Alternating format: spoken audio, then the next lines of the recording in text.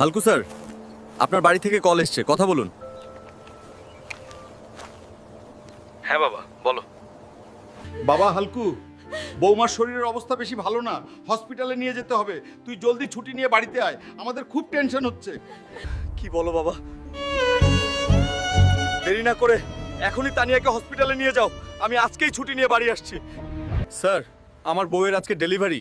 ওর শরীরের অবস্থা বেশি ভালো না, ইমার্জেন্সি আমার ছুটি লাগবে। স্ত্রীর এই বিপদের সময় প্রত্যেক স্বামীর পাশে থাকাটা জরুরি। তুমি আজই বাড়িতে চলে যাও।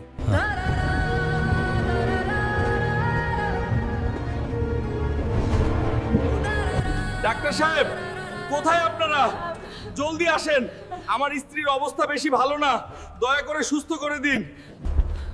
হালকু সাহেব, একটু শক্ত হন আপনারা, রোগীকে অপারেশন করতে হবে, আল্লাহর উপর ভরসা রাখুন। হালকু স্যার, শহরে কিছু দুষ্কৃতীরা হামলা করেছে, এখনই আপনাকে যেতে হবে, নয়তো পুরো শহরকে বাঁচানো সম্ভব হবে না। বাবা, তোমরা আমাকে ক্ষমা করে দিও, এই মুহূর্তে আমি তোমাদের সঙ্গে থাকতে পারলাম না। আমার কাছে সবার আগে দেশ, আমার জন্য দোয়া করো তোমরা।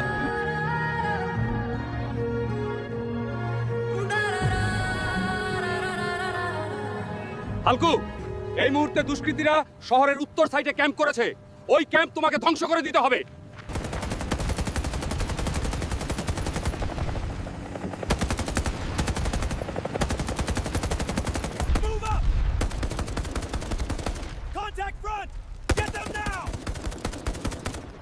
হালকু স্যার, পুরো শহরকে তো বাঁচিয়ে নিলেন, আপনার বাড়ি থেকে খবর এসেছে আপনার স্ত্রী আর বেঁচে নেই।